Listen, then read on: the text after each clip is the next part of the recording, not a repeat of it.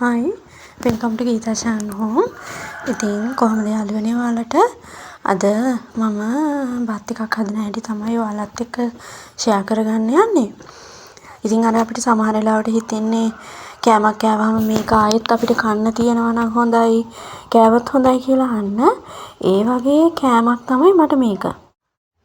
ඉතින් ඔයාලටත් ඒ වගේ කැමති කෑම ඇති.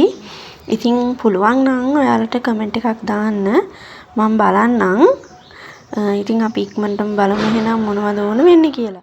මේ බත් එක හදන්න ඕන වෙන්නේ අල. ඉතින් අල අනිවාර්යයෙන්ම ගන්න ඕන. ඉතින් මම අල ටික මේ වගේ කොටුවට කපා ගන්නවා. ඊළඟට මම කැරට් ටිකත් මේ වගේ කොටුවට කපා ගන්නවා. තව බොංචි ටිකත් මම මේ වගේ පොඩිවට කපා ගන්නවා. දැන් මේ ලුණු කොළ ටික මම මේ විදිහට කපලා අරගෙන මේක කොටස් දෙකකට වෙන් කර ගන්නවා. කොළ පාට ටික වෙනමයි, සුදු පාට අර ලුණුත් එක්ක තියෙන ටික වෙනමයි. ඒ අතරේ බලන්නකෝ අපේ චූටි පුතයි තාත්ති.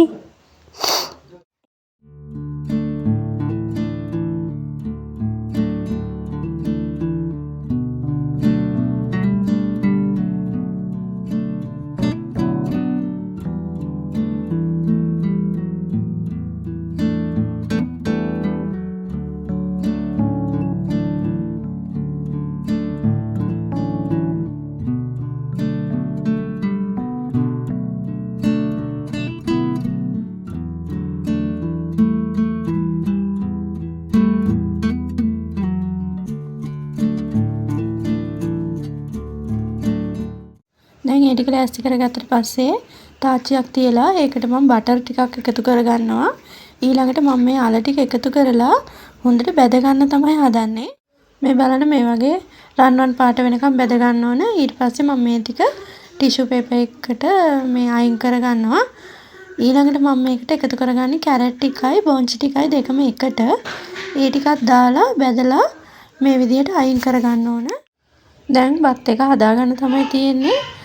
තාච්චියක් ලිපේ තියලා කලින් බැදපු තෙල් එකේ ඉතුරු ටික තියෙනවා. ඒ තෙල් ටික මම එකතු කරලා ඒකට අබයි සුදු ලුණුයි දාලා ටෙම්පරාදු කරනවා.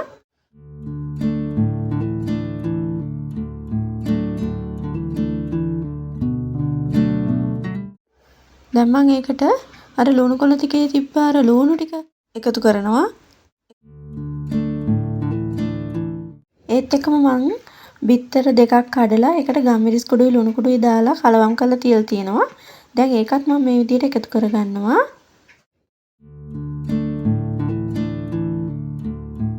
මම ලා කහ පාටක් ගන්න කහ කුඩු ටිකක් එකතු කරගන්නවා.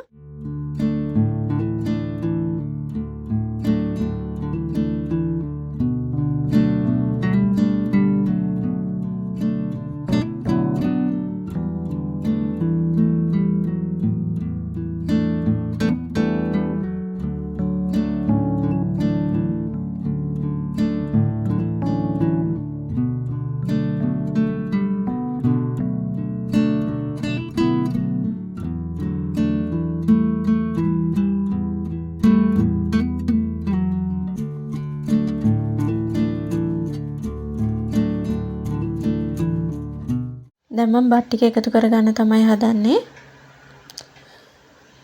දැන් මම මේ එකතු කරන්නේ අපි බැදලා තිබ්බ අල, කැරට්, බොංචි ටික.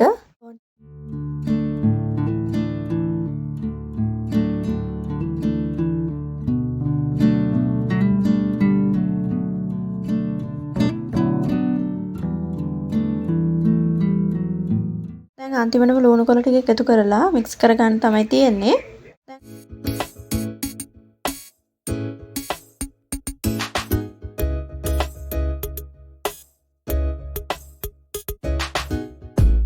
දැන් අපේ රස බත් එක හරි. ඉතින් දැන් සර්ව් කරන්න තමයි තියෙන්නේ. ඉතින් ඔයාලත් මේ බත් එක හදලා බලන්න.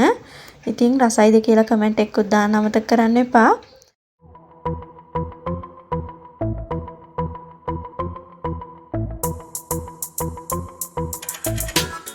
ඉතින් දැන් අපි අපේ බත් එක රස බලන්න තමයි හදන්නේ. ඉතින් අපි තවත් ලස්සන අලුත් වීඩියෝ එකකින් හම්බ වෙමු. එතකල් සතුටින් පරිස්සමෙන් ඉන්න. අපිව subscribe කරන්නත් අමතක කරන්න එපා. තhank you වීඩියෝ එක බලුවට.